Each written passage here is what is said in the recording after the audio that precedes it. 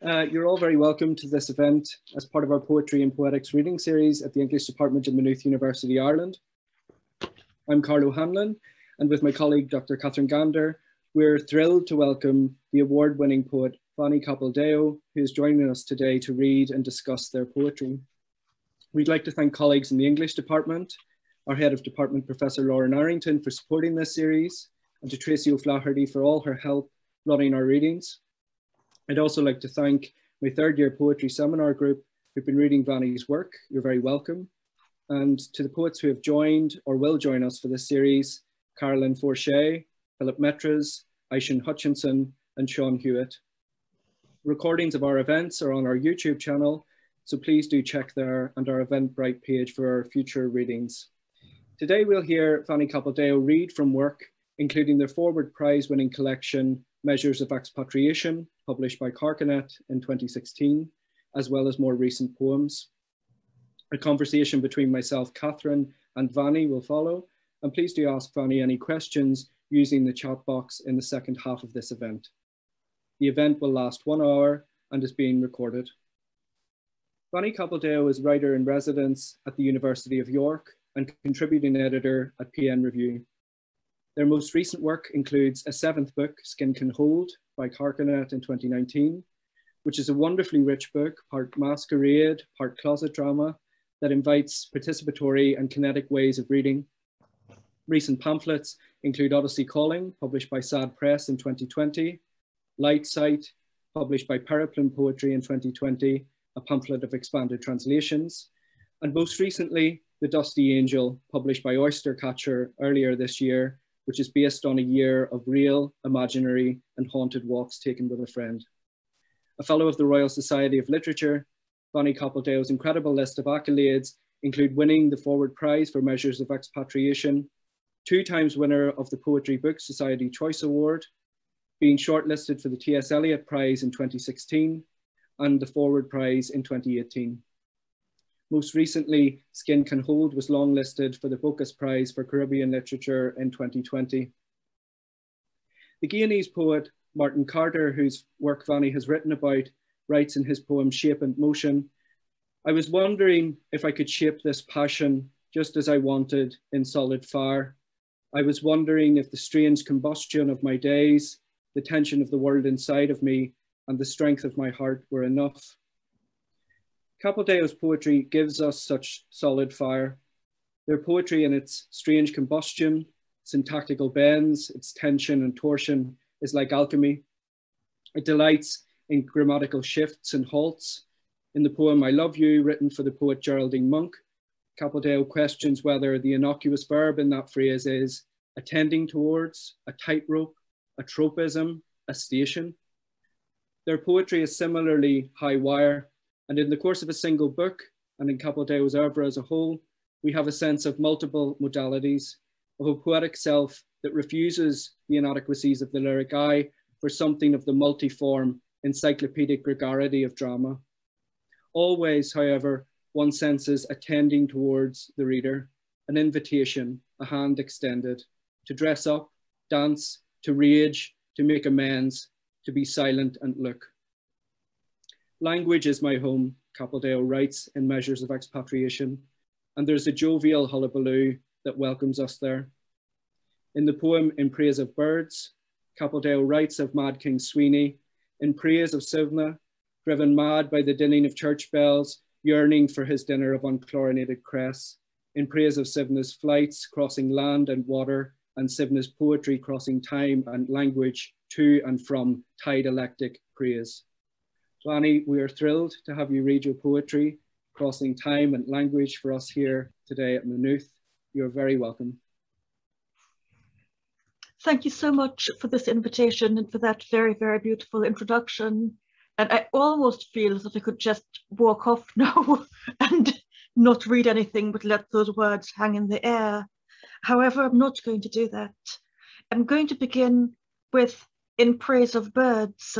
And this poem was actually composed in Dublin and started off as a kind of expanded translation at the invitation of Caroline Bergvall, who was doing an event at the International Literary Festival in Dublin, and had a row of collaborators, including scientists and singers, improvising, with the improvisations gradually fed into various electronic and digital means, which turned our voices into a kind of chorus of birds. Now, as with foreign languages and ancient languages and venerable traditions which are not my own, I'm going to either pronounce things anglicized or closest to a language that I know. So I probably will say Swedish when I come to it, but I probably will say anything Sanskrit in a weirdly sort of North Indian accent, as my grandfather would. I was supposed to improvise this poem, but actually a complete version of it visited me when I was sitting by the river in between different performances at the literary festival. And it really did just start to arrive in sort of bright rags in my head. And when I eventually came to write it down, it was the remnants of rags and then had to be re-edited. In praise of birds. In praise of high contrast birds, purple bougainvillea, thicketing the golden oriole. In praise of civic birds, vultures cleansing the valleys, hummingbird logos on the tails of propeller planes. In praise of adaptable birds, the herring gull that demonstrates its knowledge of how to use a box junction and seems to want to cross the road. In praise of birds eaten by aeroplane engines, in praise of birds trained to hunt drones, in praise of birds that, having nothing to do with human processes, crash aeroplanes. In praise of suicidal birds, brown doves forgetful of wingedness, in front of cars slowly crossing the road. In praise of perce birds like fish smashing out of a bowl. In praise of talk being cheap, and in praise of men who shut up about birds. In praise of birds of death and communication, Garud, the almost but more than an eagle vehicle of the darkly bejeweled and awfully laughing Lord of Death. In praise of badly drawn birds. In praise of white egrets sitting on mud, hippos, and lines about old age. In praise of old English birds of exile, the gannet's laughter, swathes of remembered seabirds booming and chuckling, the urgent cuckoo blazing on about summer, mournful and mind-blowing, driving the sailor over the edge towards impossible targets, scornful of gardens, salty about city life. I can't stand not setting off. Far is seldom far enough. In praise of a turn of good clock. In praise of the high dancing birds carried on the heads of masqueraders and built by wirebenders to carry the spirit of an archipelago of more than 7,000 isles. In praise of grackles quarreling on the lawn. In praise of unbeautiful birds abounding in Old Norse, language of scavenging ravens, thought and memory, a treacherous duo. The giantess down from the mountain complained, I couldn't sleep in a coastal bed because of the yammering of waterfowl. Every morning that blasted seagull wakes me.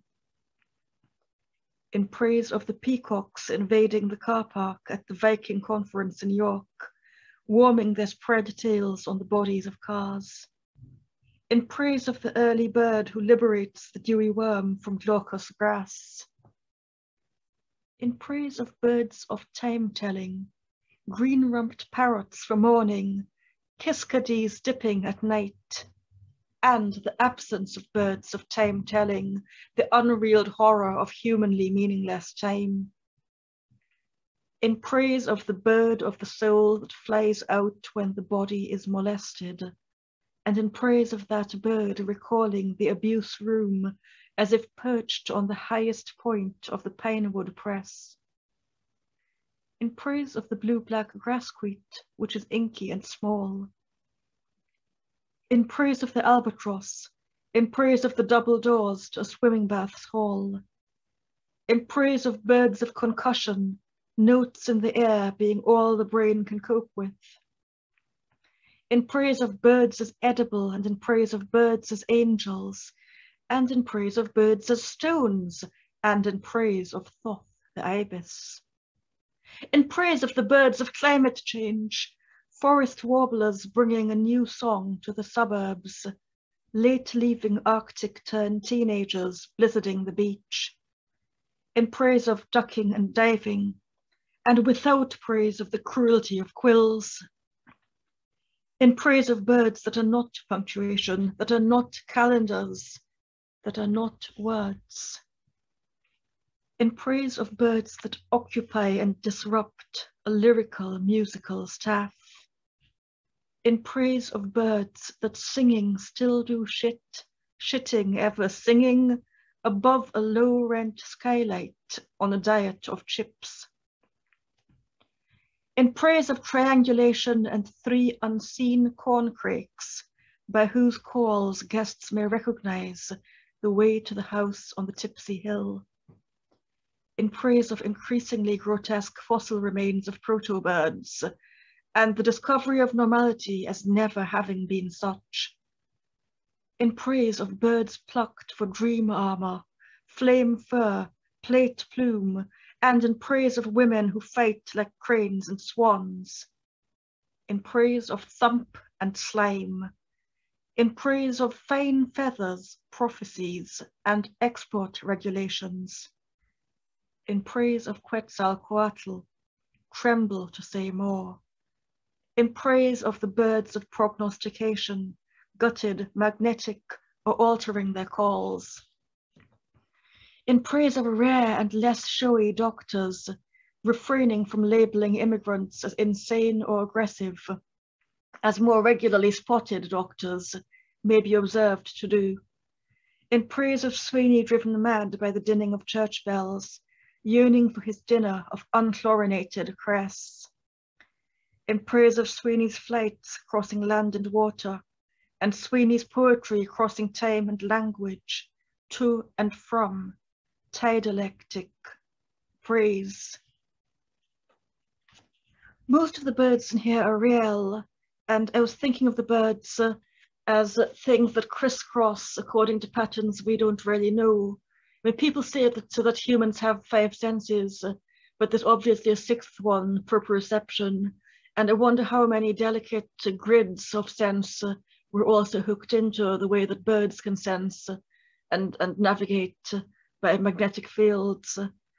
So I thought in this poem I would create a kind of grid of the imagination, and the herring gull that crosses observing the box junction is something I saw in Edinburgh, and Quetzalcoatl weirdly was very present in Trinidad when a friend of mine who's a carnival designer was inspired to design a costume based on feather armor and gave me an amazing, very light sort of a helmet of silver with red nodding plumes, but he himself dressed as Quetzalcoatl to lead the band. He's very, very tall. It was slightly scary following him. So the next poem is also set in Trinidad, and I'm sorry, quite a lot of this poetry needs content warnings, which I should have mentioned at the beginning. And here, I don't know if you're familiar with the book by Kai Miller, In Nearby Bushes, which came out with Carcanet in the last couple of years. I've lost the sense of time. And that dealt with the way Jamaican newspapers, Jamaica being 1,000 miles from Trinidad, I should say, and with a very different ancestral culture, but Jamaican newspapers would use the phrase in nearby bushes. For example, when they found the corpses of people who were murdered, when they reported on where people had been raped, but also just where things had been discarded that people didn't want to own, but also where people would go to have illicit sexual or romantic encounters with, same-sex activity still being illegal in Jamaica, as in much of what's known as the Commonwealth. And when my friend Judy and I go on walks in Trinidad, it's very much with a sense of peril because the same place, the same park known as Queen's Park Savannah, which has got a 3.5 kilometer perimeter, which has beautiful pink and yellow and orange flowering trees. That same place is also where a Japanese musician's body was found behind a tree. Similarly, when we go up the hill near to that park, we sometimes see police cars up and down the hill, and we know there's all sorts that'll happen on the hill at night.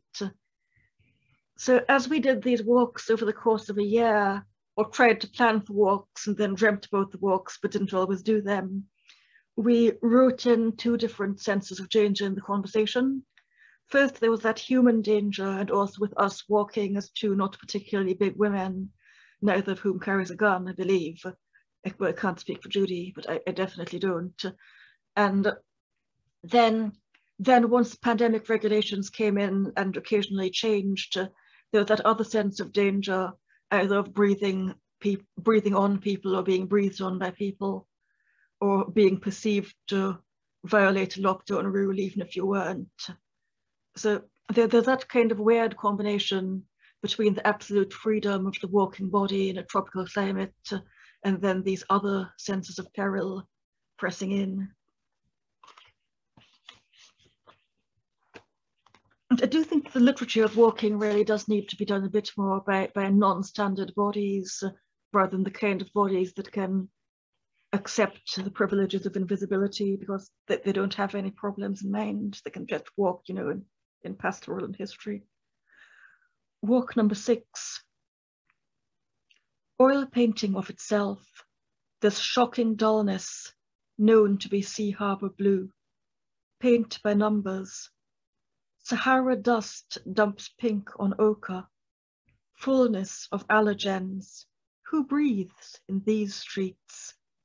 Cumbered with a bad job, looking down at his bare feet, the shamed outsize angel shakes dust off his heels, his tunic purple, his task to spread new plague.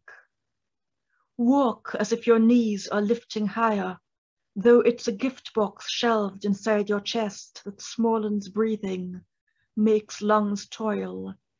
Fit friends crest eased corners.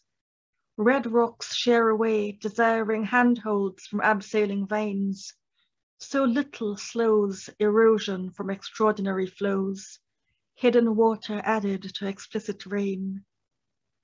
Blue is both an expectation and a thirst during this climb. Not in the sky. Glossy, rare police cars midnight past, a cobalt cyclist.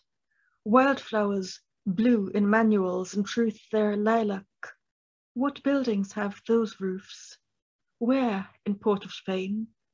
The Gulf of Paria is sundown ready, all day promise of a bluer depth. The wind blows as he goes about the city. There's no fixing his hair. Brightness thickens. People fall. He leans in. Light falls from the air. Taking a small sip of water now, because the next poem, which I'm going to do an extract from rather than the whole thing, is a long sequence on the Windrush. People from the Caribbean countries, which were British colonies and who therefore were overseas British citizens, were invited in 1948 to come over and take up jobs and help rebuild. But then, as you probably know, there were various different immigration acts which made it more and more difficult for people to either to come over or to be there. And more recently, there have been deportations because people who assumed that they were British citizens, as they had been told they were expected to produce decades worth of documentation, which in many cases they never had. And the British Library did an exhibition on this, and I was asked to be one of 3 poets engaging communities in the city of Leeds in the north of England with the exhibition and producing new work. Windrush lineage. They came in earlier ships, Mahadeh's ancestors and mine, with hope and by imperialist design, and I am too young to have seen them dying, as she says, on streets. I am resigned to dreaming them, wherever Victorian iron palisades the public squares like spears. I take her word that the bread they died wanting was British. The languages and laws denied them were British. For a quarter of the globe rose pink to cry empire, havoc, and natural resource. This was recent enough. My cousin saw them too. The finish of those ships overlapping as ships ineluctably do with others, keening the curled wake with a forward-looking wave. The sea is like this. What you expect, nobody can expect. What you accept, nobody can't accept. What the great hungry puzzle stamped with a crown is, must be big enough to see, big enough to ignore. Why wouldn't you take a canoe, a pirogue, caravel, ocean liner, yacht, banana boat, naval destroyer, oil tanker, or cruise ship? Why wouldn't you? When survival becomes an acquired taste, improvement a second skin, and home is a long-distance love affair with loss, and home is an arranged marriage to glorious, unseen London.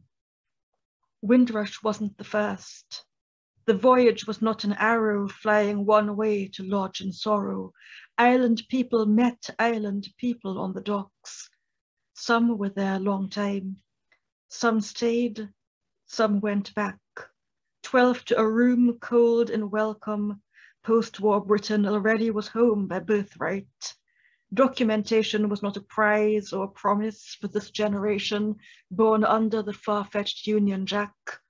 Citizens drilled in the hymns and nursery rhymes, sweepings of a dust devil map.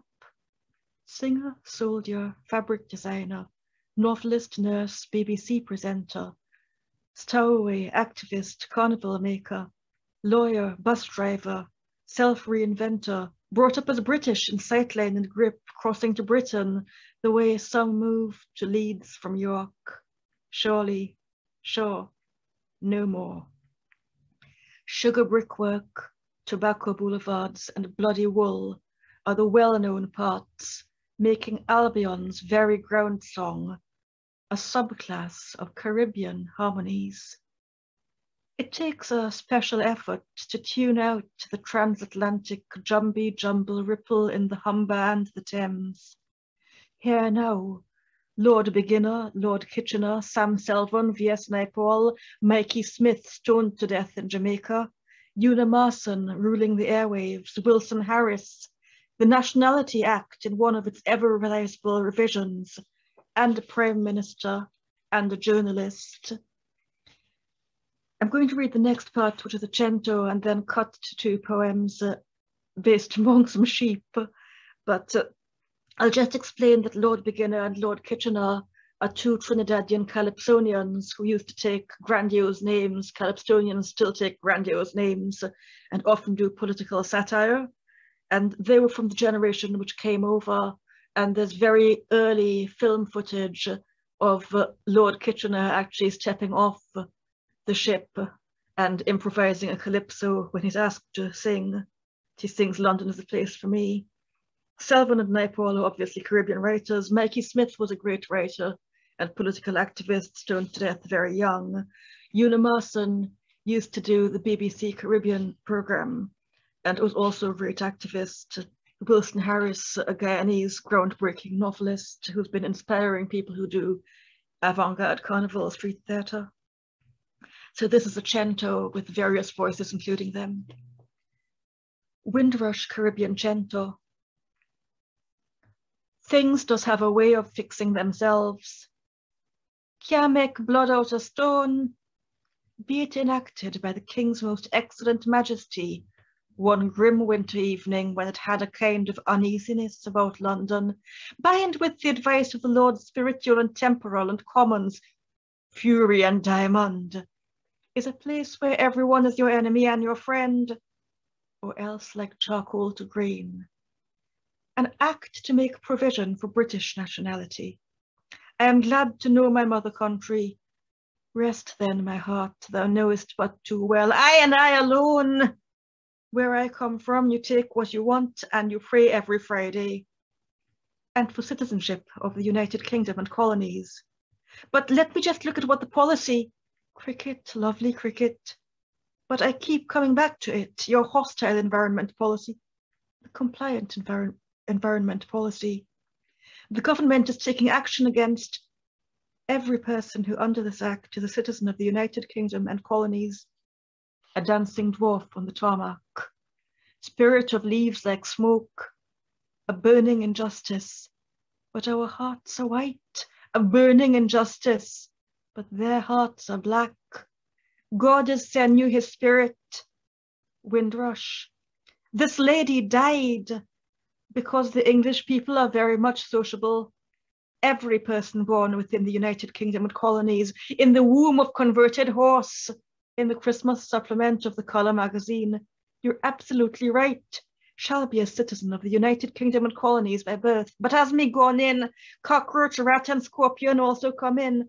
What is it that a city have that any place in the world have? Room demerent, hate that ironed hair. He looked in the mirror one day and couldn't see himself. Citizenship by birth, citizenship by descent, citizenship by registration. After all was said and done, birth is never treason. And he began to scream. You thinking about the thing without a name. You get so much to like it, you wouldn't leave it for anywhere else. Subject to the provisions of this section. Second test and the West Indies won. That's a lot of people to be. One of them is V.S. Naipaul. I always find it really scary being him. Okay, my sheep poems. These poems, with great thanks to Colin Graham and Selena Guinness, these are their lambs, and you're much closer to them than I am, I suspect. Welcome. Early lambs, born some hours ago, curls canaled, crimson-ridged, too new to agitate, won't stick heads through the well-adapted fence, or wait on treats, but stay, succeed in standing. Funny, fuzzy, valuable wedges, cave painting, hand-smoothed treasures, a fine sound, the ewes bellowing, a hybrid flock, individual faces, strength in the legs, warmth in the shed. Tending. A fast-breathed lamb is brought indoors.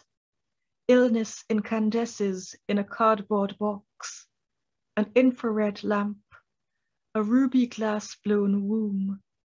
Lit, the shock slows, waits, the head lifts, and if it is enough or not enough to strengthen any one thing, it is life, both given and fought for. It is love, both granite and meadow. Thank you so much for inviting me to do this reading, and I wish you all the happiest possible move into spring and a more spring-like year. Thank you. Thanks very much, Vahni, for that wonderful polyvocal reading. I'm just going to hand over to Catherine to open the questions, and please do post your questions in the chat for Vahni. I should say I had a small technology malfunction and I'm working off a tablet I'm not familiar with, so I might not be able to see the chat box, and I trust you to field the questions, and I will answer anything except I don't know my weight. Thank you, Vahni. Thank you so much for that amazing reading. It was just beautiful. You transported us all over the place and then ended with something so precious and beautiful and hopeful. Yeah, I'm sure there will be many questions in the chat. We will keep monitoring them and ask you those questions as they come in and as appropriate. But I think I will kind of kick off with quite a broad question, if that's okay. Feel free to take it in any direction you'd like. It's really about form and connected to form, the ideas of perspective and identity, which are kind of bound up with each other anyway, but especially in your writing, I think. And I've really been enjoying Skin Can Hold recently, one of your most recent books. And I think the kind of multivocal and the prose poetic elements of Skin Can Hold, for me, recall measures of expatriation in many ways. But I think in Skin Can Hold, you also play with theatrical forms, with participatory texts, and you break, syntax in different ways in this one, inviting more kind of polyphonic sound into the work. And I think this polyphony connects to, at least for me, your employment of multi-perspectives. I noticed that after you'd finished reading some of the Windrush, you said that's a lot of people to be. Yeah. And I think these multi-perspectives, correct me if I'm wrong, kind of break down the univocal interpretations that we encounter quite often of race, of gender, of language, and other forms of identity. And I do see this in your tweets as well in a different way. I love reading your tweets, especially when you offer a misreading. So you give two words next to each other. I think the last one I saw was involves and enwolves. It kind of prompts us to think about their sounds, to think about their meanings, to think about their contexts, and to look at them, of course, in a different way now that they're next to each other. So I was wondering if you could talk a bit about your use and your choice of form, and perhaps about the kind of the polyphonic elements of this, the participatory elements of this last book, and maybe how kind of form, breaking up form or breaking into form connects with your poetics. That's a really fascinating question, and I could answer it so many ways. And when people have asked any version of this before, though not as comprehensively and not with that link between the two books, I've tended to answer from a different angle. And one thing I think I'd like to say now is what made the difference between Skin Can Hold and Measures of Expatriation is when I wrote Measures, I really thought nobody was going to read the book. So I had written at that point, I think I had published 5 full-length books, which had received very little critical attention. And I think that the third of those was actually in some ways better than Measures. So I simply wrote down everything that was on my mind. And it was a form of channeling. I was listening in my head to memories and conversations and writers who had influenced me in scraps of song, and just weaving it all into the experience of being in the world. And Skin Can Hold was different because I was in Cambridge and had access to a drama studio, and I had people to talk to and people to play with, and wonderful students and colleagues who were bringing their own readings. One of my students, Paige Smeaton from Aberystwyth, brought poetry in Welsh and in English. Another student who was very good at singing would do improvised singing, and so on. So there was just a chance to translate whatever we were doing instantly into conversation and movements in space. And I was able to open up all the different things knocking around in my mind. I think maybe I'd like to just talk a little bit about Carnival in Trinidad, which I never thought of before this year when we didn't have it, as having a formative influence on me. But Carnival in Trinidad follows the liturgical year. It's just before Ash Wednesday, but people prepare for it all year. And it isn't like the Brazilian Carnival, which is very lovely, but it's very much a celebration of the sort of body with no clothes on. Trinidad Carnival is still very close to slave rebellion and to street theatre. And you have people like Peter Minshall, M-I-N-S for Sierra, H-A-L-L, who did street theatre, which is highly conceptual. Sometimes it will run from year to year. And he's a great genius. And in fact, he invented those sort of thermal, tall, bendy figures that you see everywhere now. He invented those to be his king and queen in Carnival one year. But you also get very, very small bits of fusion, which is the opposite of cultural appropriation. Because in Trinidad, you have people from really everywhere, from China and the Middle East and India and different parts of Africa, but also the indigenous peoples, Spain, Portugal, France, but also a lot of crypto-Jewish people who came over with the colonizers. So all those people mix, and the fusions of culture that happen could resemble appropriation if you're coming from a certain kind of North American perspective, but actually it's a way of honoring and survival, and there's a kind of aesthetic which is spiritual, because it's an aesthetic of channeling. And the band that I play in, which does what's known as sailor mass, where we imitate the actions of sailors kind of drunkenly dancing and reeling around, but it's very stylized. It's fancy sailor, so people carry enormous representations of things like trees and hummingbirds and aeroplanes done by wire benders, so it's very, very light, and these things ripple in the wind, or spirits or gods or whatever, so it's kind of sailor plus. And the band leader builds in protection, so we'll often build in something like a goddess head or hallow the costume in a way that is specific to the masquerader who's carrying that costume. And I think really that is what informs my approach to language much, much more than I ever realized. The idea that you make your art among people. And there are these beautiful spaces when you go out on the street in Carnival where there are thousands of people, but nothing is happening. You get these spaces of incredible stillness. And you also get spaces of tender encounter or weird revelation. I remember once seeing two people from Trinidad's indigenous community, and they were dressed in their own carnival version, so with lots of feathers and woven beads, but it was their own interpretation of their tradition for carnival. And they were bent down close to the road and hallowing the roads, and they said it was their duty. They were hallowing the ways that people walk in the country. They were carrying out their ritual duty to hallow the land as part of the carnival. And I kind of think that with my poems that seem to be all over the place, they're doing that. They're sometimes going in a formal procession, and sometimes they're just making a moment of stillness, but they're not really stanzaic. They're not offering rooms, they're offering streets and lands. Wow. So that's a massive long answer. No, gosh, that was such a wonderful answer. I haven't heard that. Yeah, I haven't heard you speak like that before. I really, there's a lot to think about there. They're offering streets, they're not offering rooms. What a great line. And I think, yeah, I see that in your writing, the dynamism, the space, but also the tenderness. I want to kind of return to that maybe later on. But I think what you're saying there about your own home in some ways connects to what I know Karl wants to ask you. So I'll hand over to Karl for the next question. Thanks, Vahni. Thanks, Catherine. Yeah, I think you've started to talk really richly about something that I know my third year group are really interested in your work. And we're looking at Odyssey Calling as well as measures of expatriation. And there are two collections that think about home and homelessness. Home is described in Windrush Reflections as a long distance love affair with loss.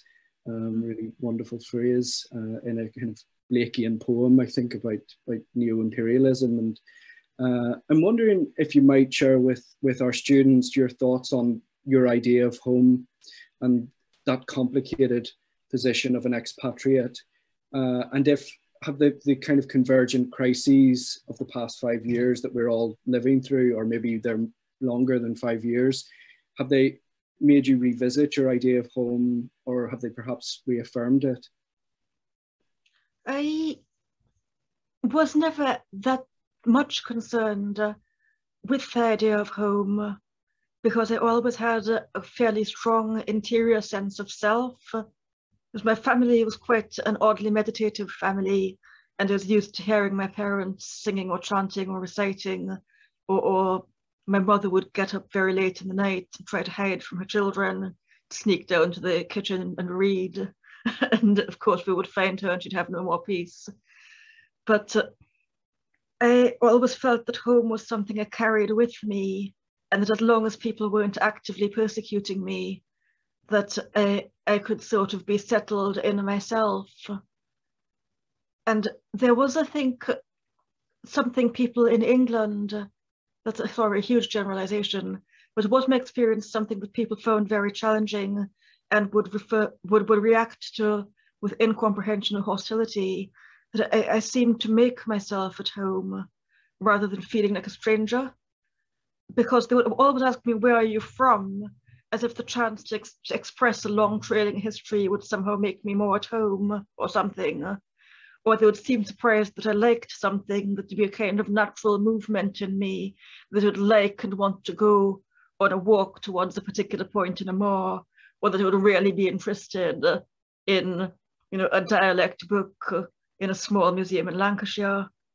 And so I realized that there wasn't the expectation that I had an individual freedom to encounter, and that when someone is viewed as an expatriate, they're expected to be in a kind of shell of home, whereas I had a sort of home within my heart and imagination that left me open to encountering the rest of the world, rather than being in this sort of shell of home and poking out into cold strangeness. And I wrote a full-length prose book, which was partly memoiristic and inspired very much by people like Zewald and by Simon Schama at the time, Landscape and Memory. It was turned down by everyone who read it because they said the quality of the writing was fine, but couldn't I add the story? One of them said the story of a girl growing up in a hot country, then coming to a cold one and adjusting. I said, well, I can't, because that's going to move it pretty far towards fiction. I'm really bad at writing fiction. One thing I have noticed about home is that people are differently informed about home, depending on where they grew up. I don't want to speak for others, but I'm thinking of when I did a little bit of sociolinguistics, which now would be 39. Do I mean 39? No, I'm not that old yet, sadly. I like getting older. 29 years ago. 29, and the way that people speak a dominant variety and then seem to be incomprehending if they hear a variety that isn't dominant. But the people who speak the non-dominant variety either really can comprehend or register themselves as more able to comprehend a wide range of varieties. So in a way, the more dominant your linguistic variety of speech, the less adaptable you are to hearing other varieties of that same language. And I think the study that I looked at was based in East Coast America, and a lot depended on how you pronounced the letter R and whether people accepted or could hear you as acceptable. And I sort of feel it's similar with home, that growing up in Trinidad and in a household where I heard other languages like bits of Bhojpuri and Hindustani, French and Spanish, bits of Sanskrit, then bits of Latin, then I was used to the idea that things came from elsewhere, that people had vital connections to elsewhere, and that occasionally someone would turn up whose primary language would be Bhojpuri or Spanish or something, and they were in some way linked to you, but then they would go off again. And I don't think that everyone is in that position. I think some people do have a very defensive and under-informed idea of home, and that while they are okay hearing about what Henry VIII's gloves were made of and find that incredibly romantic or whatever, that they become deeply unhappy to learn where's the wealth that went into a terraced house in Bristol or something. You know, it just becomes, it's as if what's very close to them has to remain very far. And I think the way that the British Empire sustained and created itself is a huge psychic wound, and that the people who grew up in that heartland of empire really experience cognitive dissonance when they try to bridge that. I'm not saying I'm sorry for them or that I judge them in any way.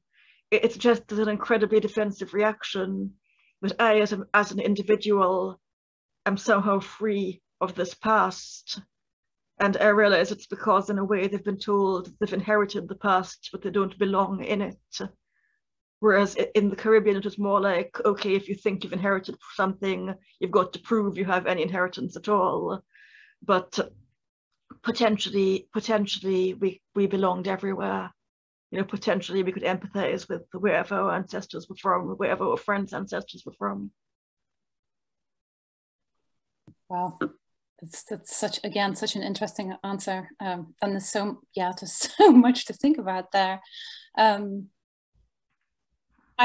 think I'm gonna take you away from these meditations for a second into the idea of sound and musicality and silence, which is kind of folded into that. I've just seen a question in the chat, so I'd like to bring people into this conversation.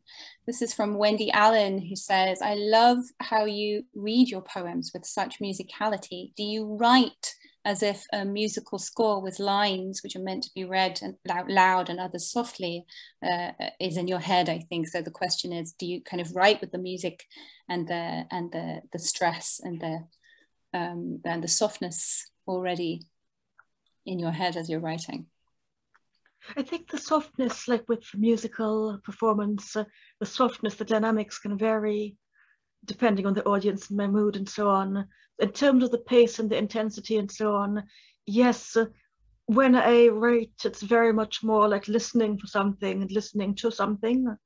And I actually am not that fond of reading my own work because while I feel I know what the pace is like, I do know that I like to hear other people read it because it's the same as hearing, well, maybe it's Stockholm syndrome from having gone to music festivals when I was a child, but there was one music festival where I was waiting my turn to go on to do whatever it was my school was doing. There were about 30 choirs before us, all singing down by the Sally Gardens. And so we heard 30 different interpretations of it. And I remember thinking that was amazing, that the same piece could have so many different inflections and yet be the same. Yeah. And I rather enjoyed what it can hold creating these poems in a multivocal environment. Yeah, no, sorry. As far as I know, the basic answer is yes, yes, yes, I do write them as if they're music. That's a great answer, and it's really good to know. Thanks, Wendy, for that question. I'm going to tack one on to the end of it cheekily, which is about silence. I know that you're currently the writer in residence at York, and you have a project called Active Silence. And I bring this up just because it has come up before in our series, the idea of silence as something that people hide in. I know that Philip Metris was discussing this after Audre Lorde, of course, her famous work on, your silence will not protect you, and the transformation of silence into language and action. And who or what kind of gets lost in our silences, or in our silences around social injustices, I think. But we also, of course, talked about the need for silence to create a space of thinking and imagination. And silence is in Skin Can Hold, for all of its polyphony. There's silence in there too. And you have a recent piece in PN Review called Of Pine Trees and Silence, in which you refer to silence as both the absence of unexpected sounds and the presence of expected ones. I've been thinking about this during the pandemic, where a lot of our more expected sounds, the industrial sounds that are kind of humming in the background the whole time, have kind of ground to a halt. And so many people have commented on how birdsong seems so much louder now. So I was just wondering if you could talk to us a little bit about maybe your project Active Silence, or how you're thinking about sound and silence at the moment. Yeah, I mean, I will start by quoting a very wrong joke by Ian Duig, which isn't really a verbal joke. It's a photoshopped picture of pterodactyls flying over Yorkshire, and it had the caption, "Nature is healing."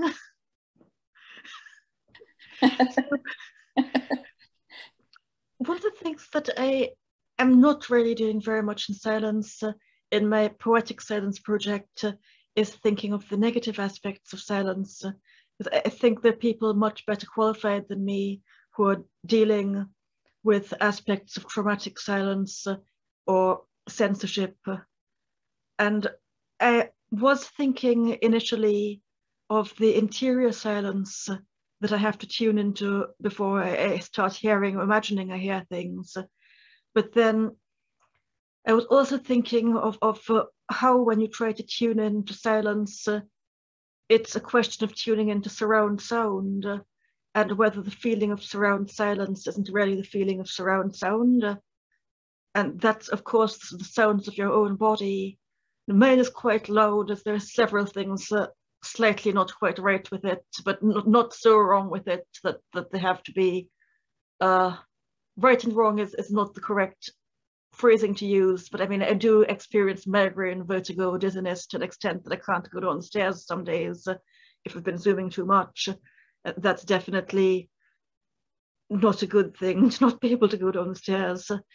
And those come with attendant sounds, either with, for example, tinnitus, or with a curious gift of an almost hyper-aesthetic awareness, where sounds will be very sharpened, or other sensory input will be very sharpened. My joke is I'll never know if I'm developing coronavirus, because my sense of smell is so often off, my sense of taste is so often off, my sense of hearing, my sense of sight, they all go in these migrainous colorations. And so I think exploring our particular silences, or individual silences, is a way of writing the body, which is incredibly important. I think everybody has an individual aesthetic of silence, and then therefore has access or lacks access to the rest of the world through that. And I think that it's a weird kind of gift to try to translate those silences. And one of the things that I did, which I feel now is part of the Silence Project, but I didn't feel it at the time, was write for PN Review a prose piece, a different prose piece about reading Dante in Port of Spain. And there was a reading Dante in Italian and imagining the dark woods, and there was a different sort of dark wood outside because we have lots of trees around the house there. But also my mother was screaming in her sleep because she was in a very bad stage of neuropathy and back pains. So I was hearing screams coming through the wall, but from someone who was sleeping. And then I was having to write 1,000 words. So I thought, and of course in Dante's Inferno, you get the screams of torment of the people in hell. And there was this weird correlation between hearing the torment of my mother and then imagining the torment imagined by a medieval Florentine for an imaginary hell. And I didn't realize it at that time, but that was writing the vectors of internal and external soundscapes and what you have to silence to concentrate on one or the other, or what kind of silence within you allows you to endure being in both. And that's the kind of thing I think that could be really good in terms of exploring reading, what reading is as a process, that those kind of really micro-detailed appraisals of the embodied and site-specific experiences of texts, where you don't censor, you don't select what's going into your experience, that's an important thing to do. Yeah, that makes sense. I'm making a lot of notes. This is very wise, Vahni. I'm trying to say something cheerful with the next question. This one's from Karl. Thanks, Vahni. And just to say that Lynn Buckle writes that Lynn's worked with you on silence and deafness and UNESCO writing. So Lynn says hello. My question is about grammar and syntax. So I hope you can make some comedy out of that. But one of the things I find sort of delightful in your work is the interest you take in syntax in particular, and the kind of ways you break syntax and mend it and think about it, which is something I associate with Elizabethan drama. And you've written Radical Shakespeare, a poem where I think you do that quite interestingly. And you also play with pronouns, and you've described pronouns in the work of Claudia Rankine as mini gorgons. They can turn the reader to stone. It's a great phrase. So I'm just wondering, what fascination does grammar hold in your work? Is there a philosophy of language there, or is it something more improvised? And what does that kind of linguistic play animate or disturb? I probably don't have a conscious philosophy of language, possibly because I'm among a lot of overeducated people sometimes who could quickly reel off to you a history of ideas about philosophy of language I'd say, yeah, they really do have one. There are certain experiences which affected how I feel about language, include, for example, learning very, very formal grammar when I was 8 years old.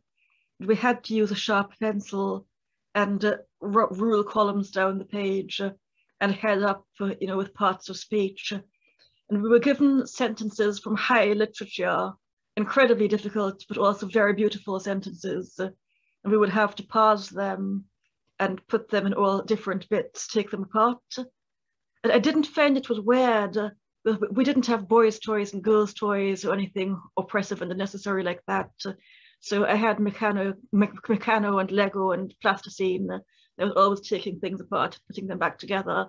And I was also doing music theory in a very formal way. So I was also taking music apart and putting it back together. And I always slightly had that toy box feeling about language, that grammar wasn't something to do with correctness and oppression, but opened up the way to moving parts about and getting something new. And I think the other thing is, as ever with me, slightly mystical, but not in a I'm going to go and be a mystic way, but in a sense of freeing my imagination. So when my father tried and failed to teach me Sanskrit when I was about 5, which is the age that my mother was also taught Sanskrit, and I think that he was taught Sanskrit, but there just weren't any other people in my class. It's not something you go on doing if you're in a class of 1.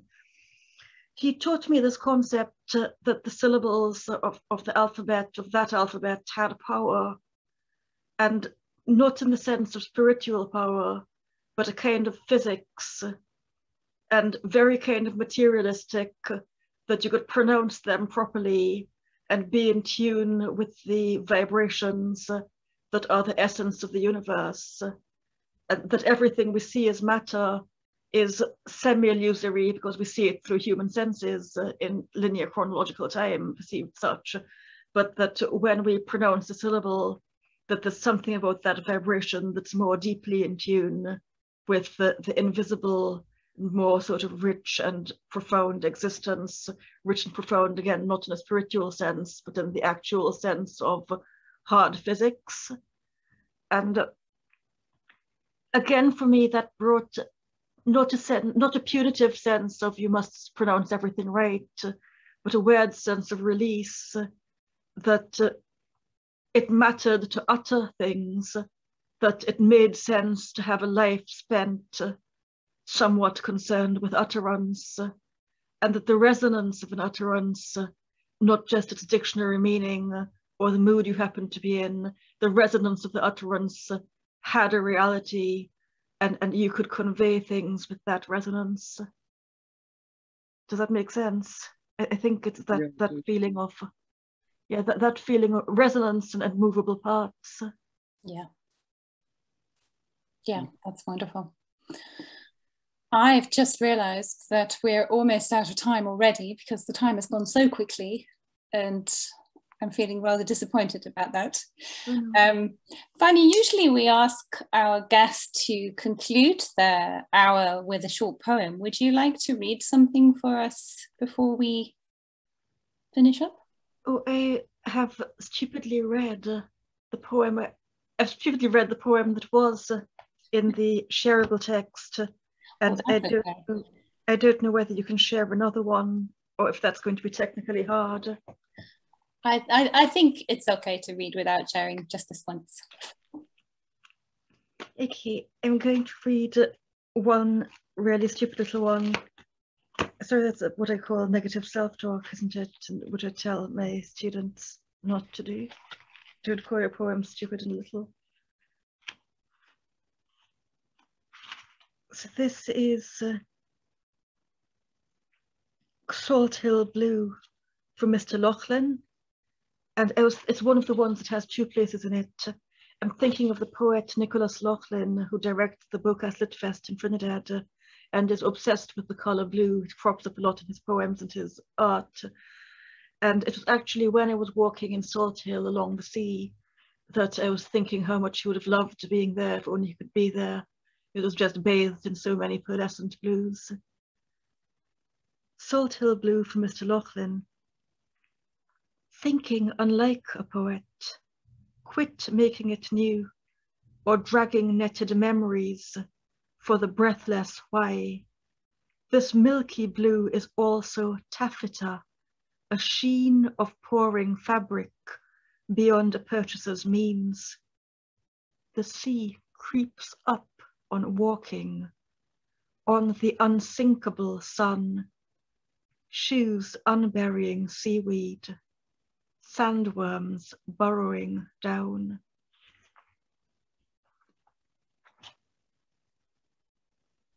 Thank you very much, Vahni, for that wonderful reading. And I'll just pass you to Catherine to close out this really excellent event. And we hope that in the near future, you'll be able to come and visit some of those sheep that once were lambs. So thank you. All right, thank you so much. Thank you so much. So many messages in the chat saying how wonderful it was, how brilliant it was, how enjoyable it was. I can't get through all of them, but thank you for that. And I'm sorry that we have to close, but close we do. I would like to reiterate our thanks, of course, to Vahni Capildeo for such a wonderful, wonderful hour with us, to Tracy, who's been working behind the scenes as always, and we couldn't do this without you, Tracy, to our department, and to Professor Lauren Arrington, our head of department, and to everyone who has joined us today and at other events. Talking of other events, we have one more, I think, this semester. We're taking a break next month. I think we all need a break. We'll be back on the 6th of May with a much loved and much lauded Irish poet, Sean Hewitt. So please join us then. But until then, thank you for joining us now and stay safe. Thank you so very much.